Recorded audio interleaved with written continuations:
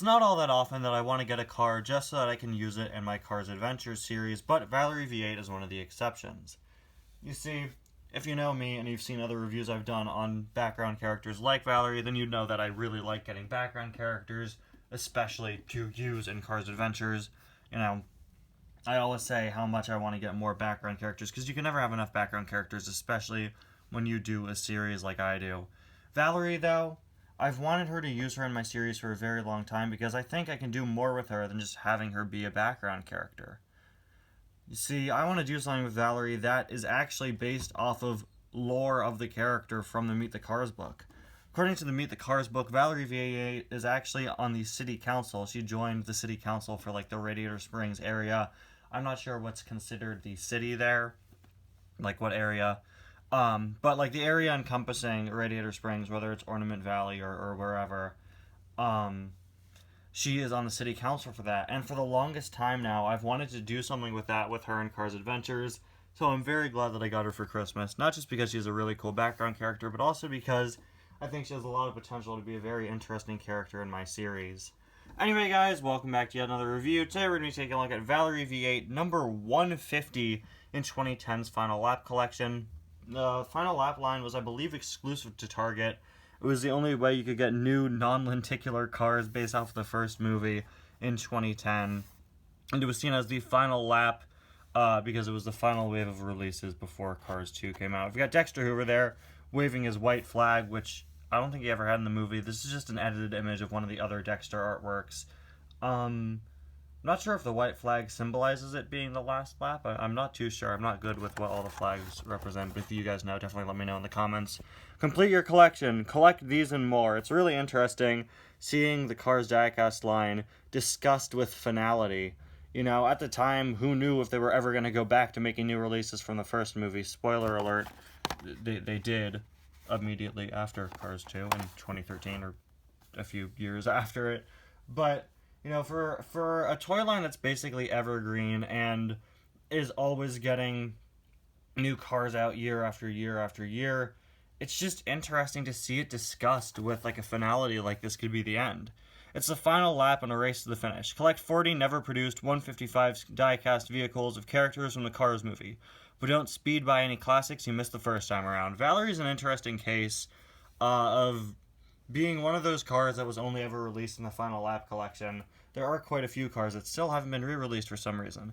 But with all the cars coming out from the first movie this year, I honestly wouldn't be surprised if we see Valerie later on in 2022. You've got Skip Richter, who I don't have and should get. Muddy McQueen, who is one of my favorite McQueens, but he's very expensive now. Donna Pitts, who I do have. Just so you guys know, I've definitely said this before, but I wasn't really buying cars in 2010 aside from the Cars Toon ones. And, like, it's at the point where I started growing out of cars until Cars 2 came out, in which case I was all over cars again. But anyway,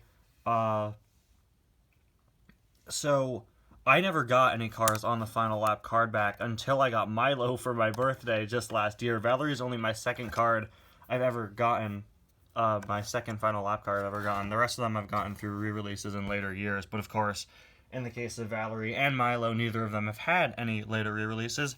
Polly Puddle Jumper I don't have, and I don't believe she's been re-released, maybe in a multi-pack, but she's a very nice race fan. Constanza Della Corsa really needs a re-release. They keep releasing Antonio, but not him for some reason. Nick Stickers, I've got Jay Limo, I have the lenticular of. Blowing Bubbles Mater, picked up in the Welcome to RS series. Pit Crew Member Sarge, I should probably get. Wet McQueen, Race Damage, Mood Springs, there he is, the $400 car himself. Antonio, One Eye Mater, and Vern the Taxi, another car I really should get. So interesting thing about this year's packaging, the bubble actually wrapped on over to the other side, if you can see that, which is a practice done occasionally nowadays. I want to say something very similar is done with the new color changers, but in the case of the new color changers, the bubble is tucked in on the inside. Here, it's tucked in on the outside, and on the normal cars, following the Final Lap collection, it's never been, like, tucked in like that, so it's kind of weird. Hold on. There we go. Alright, but now let's get Valerie out of the package, which, like I said, involves opening her up like this. And then, gotta open up that part as well. This is an absolute pain to do one-handed, and I don't know why I haven't cut the camera.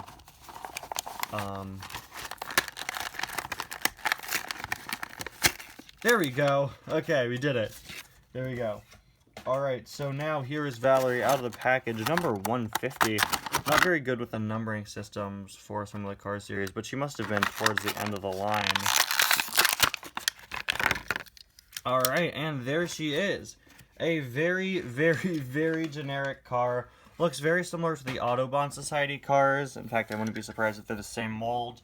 I don't have any of them with me right now, but if you guys know of any other cars that share her mold, or if she's a unique mold, definitely let me know in the comments, because she does look just like some of those Autobahn cars, although a little bit skinnier. I like her unique facial expression. She's looking like down and to the side, which is nice. Always nice to get cars that aren't just looking straight forward. Got just a normal grin there, grill, headlights, very thick border around the eyes, but yeah, she's definitely got an eye plate.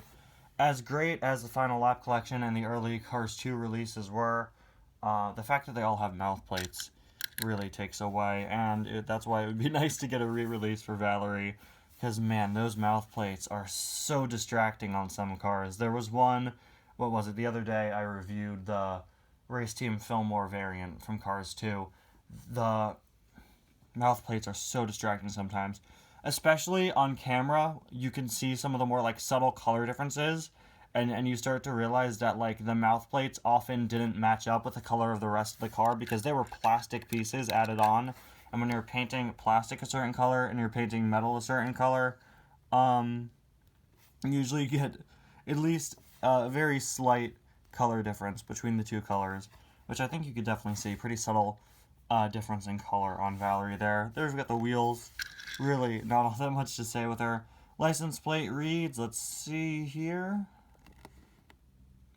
OGY20. Can't really see what's above that long word that seems to start with A.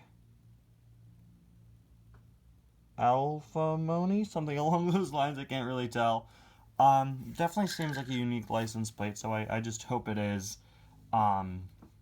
Yeah, with that little raise at the back, I think she's definitely the same mold as some of the Autobahn cars. And finally, there is a look at the base. Anyway, guys, thank you so much for watching. And next time, of course, we'll be taking a look at a much newer car with the Color Changers Intro Ramon. That snap was a complete failure. Let's forget that happened because this review has been done in one take. This one take's been rolling for 8 minutes with no cuts, and I don't want to stop that now. We're going to redo the snap, okay? Just that the first one ever happened. Bye now.